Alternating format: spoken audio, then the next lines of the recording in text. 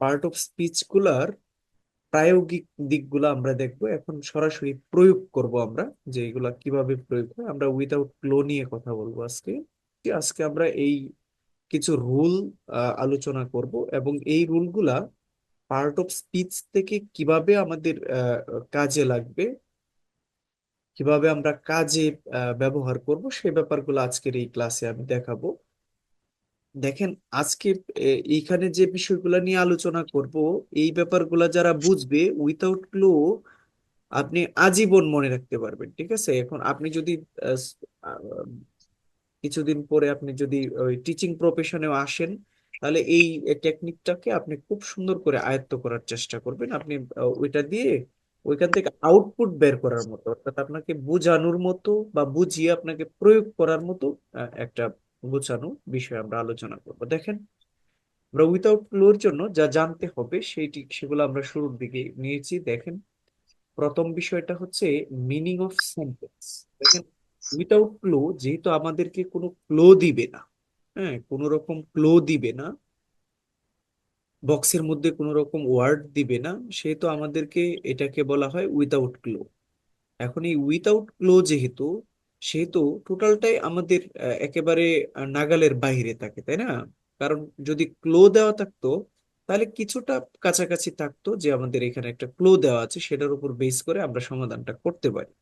কিন্তু যখন উইথাউট ক্লো হয়, সেক্ষেত্রে আমাদের ম্যাক্সিমাম ছাত্রছাত্রীরা যেটা সমস্যাটা ফেস করে আর কি, সেই সমস্যাটা আহ, মানে যে যে টার্মগুলা না পড়ার কারণে হয়, সেই টার্মগুলো আমি শেয়ার করতেছি। দেখেন, আমরা এখানে মিনিং অফ সেন্টেন্সের কথা বলতেছি, অর্থাৎ আপনি যদি এই উইথাউট ক্লু সমাধান করতে চান, তাহলে আপনাকে ফার্স্টে যে জিনিসটার দিকে তাকাতে হবে, সেটা হচ্ছে মিনিং অফ সেন্টেন্স, অর্থাৎ সেন্টেন্সটা কি মিন করছে, সেন্টেন্সের অর্থটা কি, এটাকে আপনাকে খেয়াল করতে হবে প্রাথমিক দিক। তারপরে দ্বিতীয় ব্যাপারটা হচ্ছে ওয়ার্ড মিনিং এর দিকে আপনাকে খেয়াল করতে হবে, ওয়ার্ড মিনিং গুলা কি।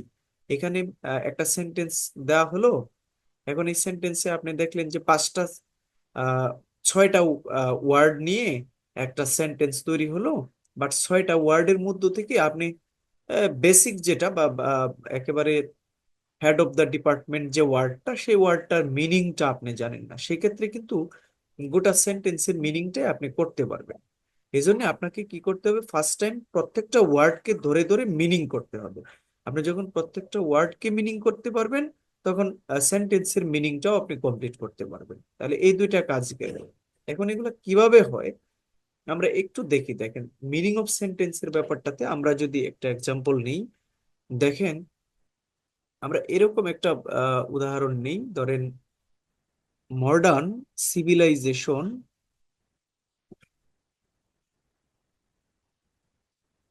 মডার্ন সিভিলাইজেশন ইজ দ্য, দেখেন আমরা এই জায়গাটা একটা গ্যাপ রাখলাম, তারপরে এখানে আমরা লিখলাম science.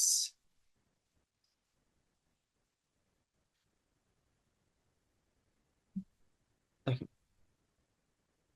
Modern civilisation is the dash of science. এখন দেখেন, আপনি এই যে এখান থেকে শুরু করে এই যে এখানকার এইখান পর্যন্ত, এই যে গোটা সেন্টেন্সটা, এটার আপনাকে প্রত্যেকটা ওয়ার্ডের মিনিং আপনাকে জানতে হবে।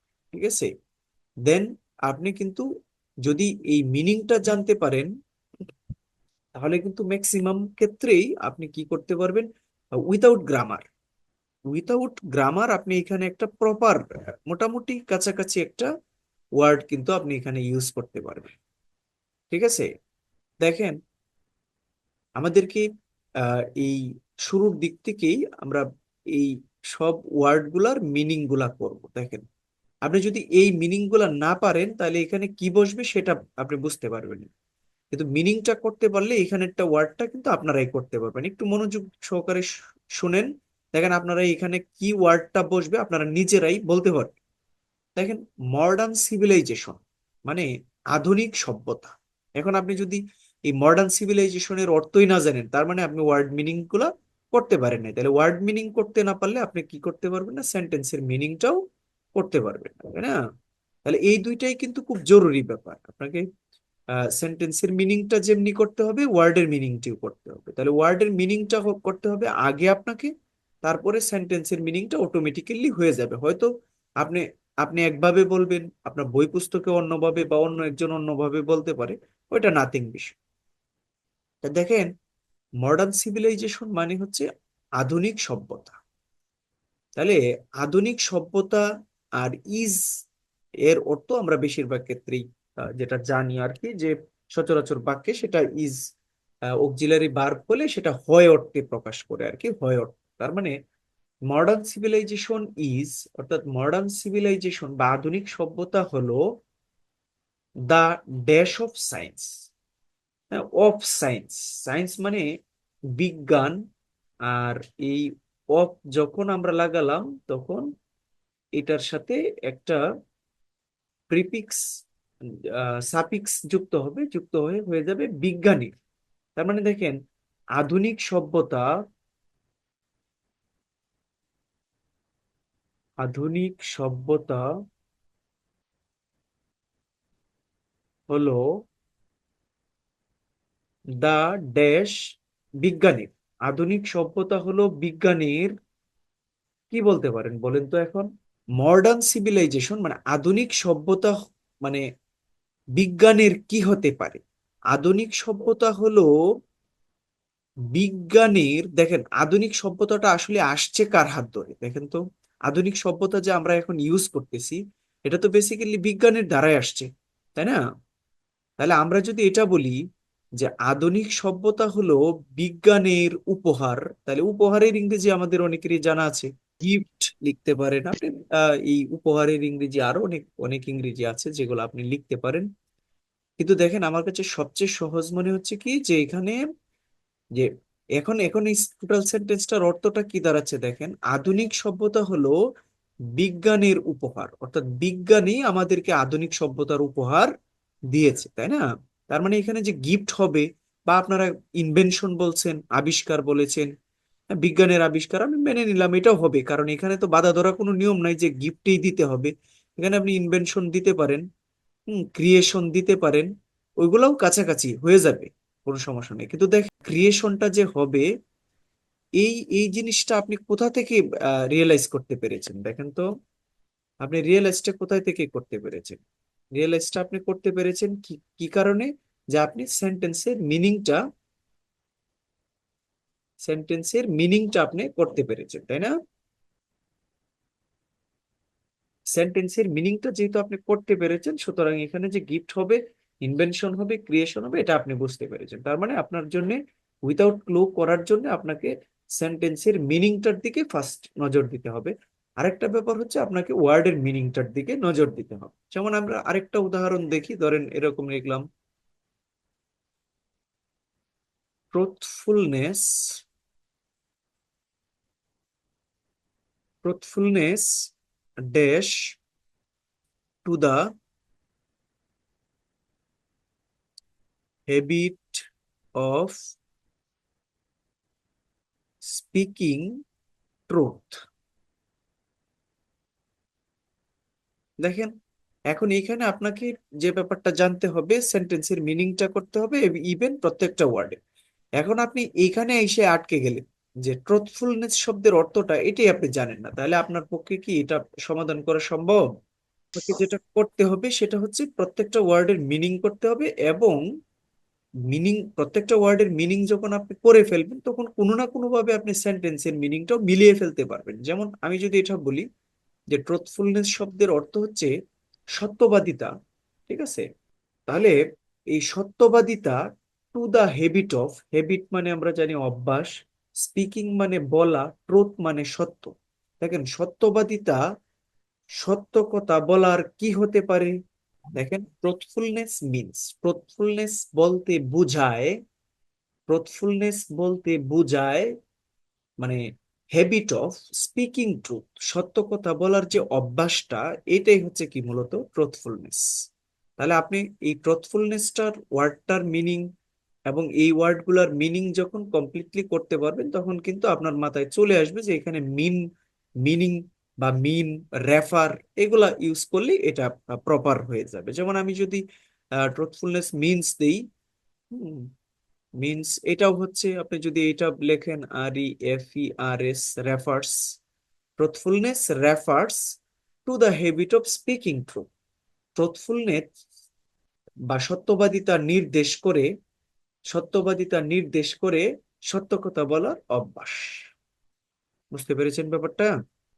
ঠিক আছে, দেখেন আমরা এই ব্যাপারগুলো একটু আলোচনা করলাম, যতটুকু আপনারা হয়তো বুঝতে পেরেছেন ব্যাপারটা। দেখেন আমরা একটু পরবর্তী ব্যাপারটাতে যাই। দেখেন পরবর্তী ব্যাপারটা হচ্ছে, আমরা দুইটা ব্যাপারে এখানে দেখলাম, এখন যেটা দেখবো 3 নাম্বার ব্যাপারটা, সেটা হচ্ছে সেন্টেন্স গঠন প্রক্রিয়া। কিছু সেন্টেন্স গঠন প্রক্রিয়া দেখাবো। এই 4-5টা সেন্টেন্স গঠন প্রক্রিয়া যদি আপনি মাথায় রাখতে পারেন, তাহলে আপনি নট অনলি এই উইথাউট ক্লো সমাধান করা, বাট অলসো আপনি চাইলে with clue, even sentence making করা, এগুলো আপনার পক্ষে পসিবল হবে। আপনি যে কোনো ধরনের সেন্টেন্স মেকিং করতে পারবেন একেবারে। আপনি যদি চ্যালেঞ্জে যান আমার সাথে, আপনি যেতে পারেন যে আমি যে স্ট্রাকচার গুলো দিব, এই স্ট্রাকচার গুলো যদি আপনি একটু ক্যাপচার করতে পারেন, আপনি যে কোনো ধরনের সেন্টেন্স আপনি বলতেও পারবেন, ইভেন লিখতেও পারবেন। ঠিক আছে? যেমন আমরা যে স্পিকিং এর জন্য, স্পোকেন ইংলিশের জন্য আমরা যে টিক্স গুলো অনুসরণ করি, এগুলা কিন্তু এখানে আছে, আপনারা দেখতে পারেন। দেখেন আমরা একটু একটু করে দেখছি। দেখেন প্রথমে আমরা যেটা দেখতেছি যে গঠন এক, গঠন একে আমরা নর্মাল যে সেন্টেন্সের দুইটা গঠন আছে, এই গঠনগুলো আমরা লিখে রেখেছি আপনাদের জন্য। দেখেন নর্মাল গঠনের মধ্যে আছে, প্রথম হচ্ছে সাবজেক্ট প্লাস ভার্ব, হ্যাঁ, প্লাস হচ্ছে আপনার অবজেক্ট প্লাস এক্সটেনশন। এটা এটা একটা নর্মাল সেন্টেন্স।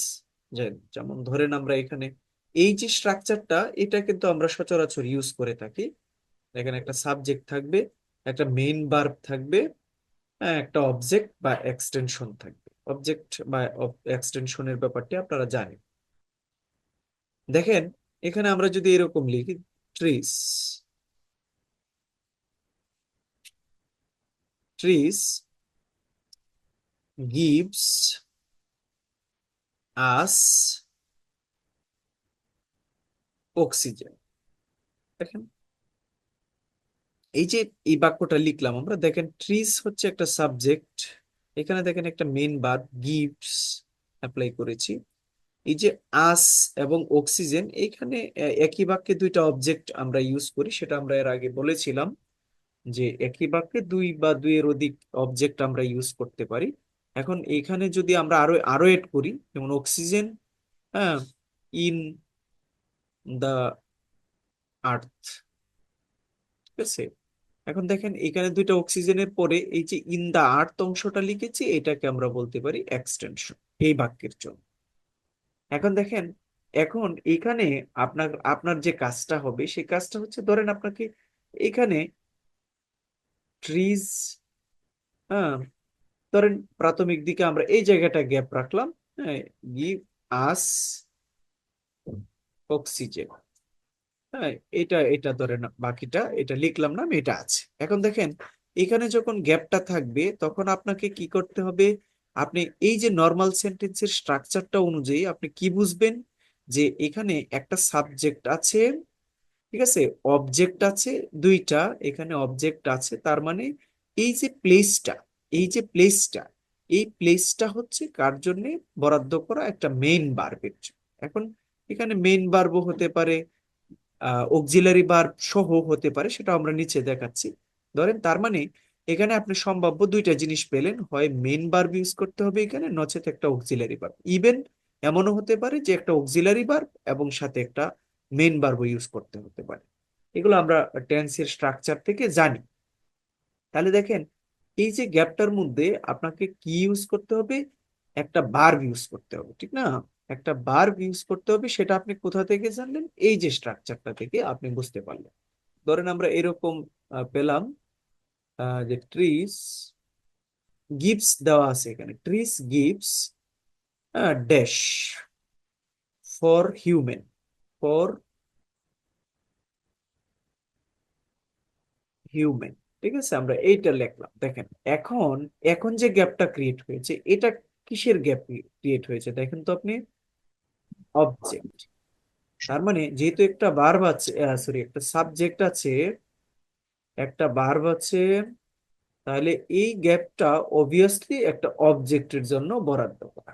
এখন এই জায়গায় আপনি যে ওয়ার্ডটা বসাবেন সেটা অবজেক্ট, আর আমরা জানি অবজেক্ট, সাবজেক্ট এবং অবজেক্ট গুলা বেসিক্যালি কি হয়, সাবজেক্ট এবং অবজেক্ট গুলা বেসিক্যালি নাউন হয়ে থাকে।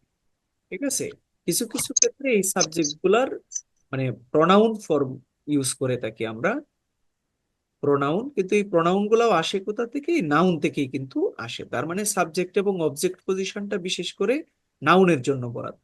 তার মানে এখানে আপনি যে ওয়ার্ডটা বসাবেন সেটা অবশ্যই অবজেক্ট হতে হবে, আবার পার্ট অফ স্পিচটা হতে হবে কি, নাউন। ঠিক আছে, তাহলে আপনি এখানে ধরেন অক্সিজেন দিলাম আমরা, অক্সিজেন, আপনি উড দিলেন, উড, ঠিক আছে, মেনি থিংস দিলেন আপনি, মেনি থিংস। এই যে এই সবগুলো আপনি দিলেন, দেখেন এই প্রত্যেকটাই কিন্তু কি ইন্ডিকেট করবে, একটা অবজেক্ট ইন্ডিকেট করবে, ইভেন এটার পার্ট অফ স্পিচটা হবে কি না। আচ্ছা, ঠিক আছে, দেখেন এখন পরবর্তী যে বাক্যটা আছে সেটাতে আমরা একটু দেখি। দেখেন পরবর্তী বাক্যটাতে বলছে subject plus auxiliary verb plus object plus extension. হ্যাঁ, এখন এখানে আমরা যদি আহ দেখেন আমরা এটা দিয়ে দিই কি, ট্রিজ, হ্যাঁ, আর আবার ড্যাশ দিয়ে আমরা যদি এরকম লিখি, ভেরি ইম্পর্টেন্ট হিউম্যান বিং, ঠিক আছে, মানুষের জন্য খুবই গুরুত্বপূর্ণ। ঠিক আছে, ট্রিজ। এখন দেখেন এখানে এই জায়গাটাতে আমরা আর ইউজ করলাম, ট্রিজ আর, কেননা ট্রিজ একটা ফ্লোরাল সাবজেক্ট। ঠিক আছে, এখন এই trees are very important for human being, মানব জীবনের জন্য এই গাছপালা অনেক গুরুত্বপূর্ণ। দেখেন এখন এখানে আমরা কি ইউজ করলাম, ট্রিজ ইউজ করলাম, এটা একটা সাবজেক্ট, আর এই আরটাকে অবভিয়াসলি আমরা কি বলবো, এ বি, অর্থাৎ অক্সিলারি ভার্ব, কেননা আর এর কোনো নিজস্ব অর্থ নাই। কিন্তু ওইখানে গিভ যেটা আমরা লিখেছিলাম ওইটা কিন্তু নিজস্ব অর্থ ছিল, যার জন্য এটা ছিল আমাদের কি, এম। তাহলে এটা হচ্ছে এ বি, অক্সিলারি ভার্ব। তাহলে subject plus auxiliary verb plus, যদিও এখানে আমরা একটু বেশি লিখে ফেলছি, একটু বেশি হজবরল করছি। কেমন হজবরল করেছি, এই ভেরি ইম্পর্টেন্ট এইগুলা কিন্তু আসলে অ্যাডভার্ব অ্যাডজেক্টিভ সহ লিখেছি। হ্যাঁ, বাট আমরা আরো ছোট করে ওইটা কিন্তু লিখতে পারতাম, ঠিক না? তো এগুলো নাথিং বিষয়, আমরা এই অবজেক্ট বিষয় কিন্তু বুঝি। তাহলে দেখেন এইখানে আমাদের একটা স্ট্রাকচার হচ্ছে সাবজেক্টের পরে মেইন ভার্ব হয়ে যাবে, আর একটা হচ্ছে সাবজেক্টের পরে অক্সিলারি ভার্ব হবে। আবার দেখেন একই বাক্যে দুইটাও কিন্তু ইউজ হয়। সেটা কিভাবে, আমরা জানি যে বিভিন্ন কন্টিনিউয়াস টেন্স গুলা যেগুলো আছে এগুলাতে কিন্তু, যেমন আমরা যদি এরকম লিখি, they dash play in the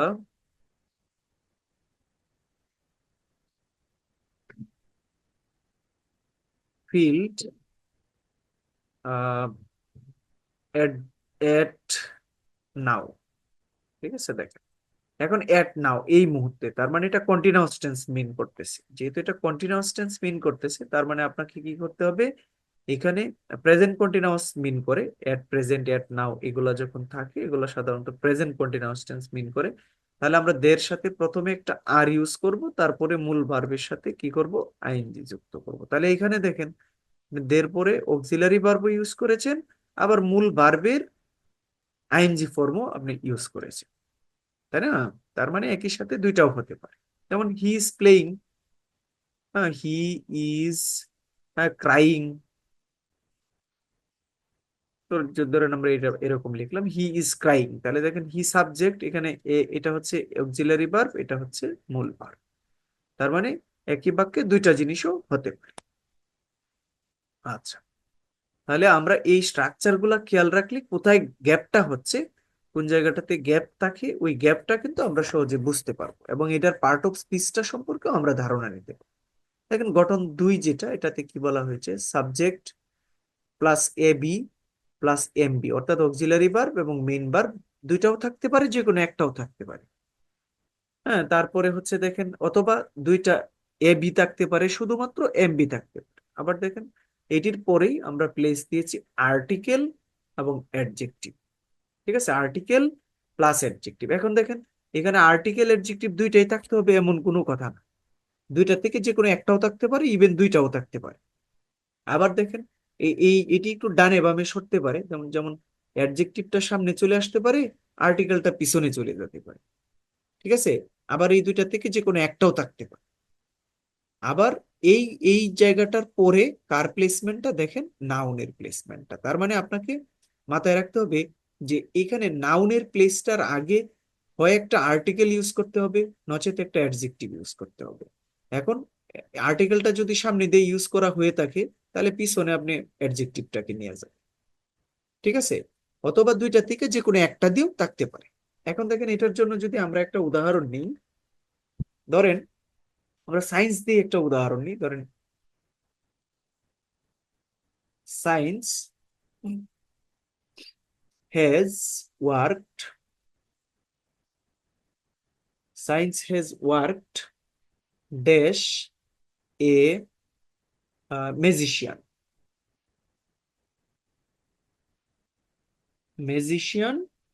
in the world। দেখেন তাহলে আমরা কি কি পেয়েছি, সায়েন্স, এখানে সায়েন্সের কথাই বলতেছি, বিজ্ঞানের কথা, যে বিজ্ঞান হলো এই ম্যাজিশিয়ান, অর্থাৎ একেবারে জাদুঘরের মতো। বর্তমানে প্রেজেন্ট ওয়ার্ল্ডে জাদুঘরের মতো। দেখেন এখানে আমরা সাবজেক্ট ইউজ করেছি, প্লাস এই হ্যাজটা হচ্ছে অক্সিলারি ভার্ব, এটা হচ্ছে মূল ভার্ব এম বি।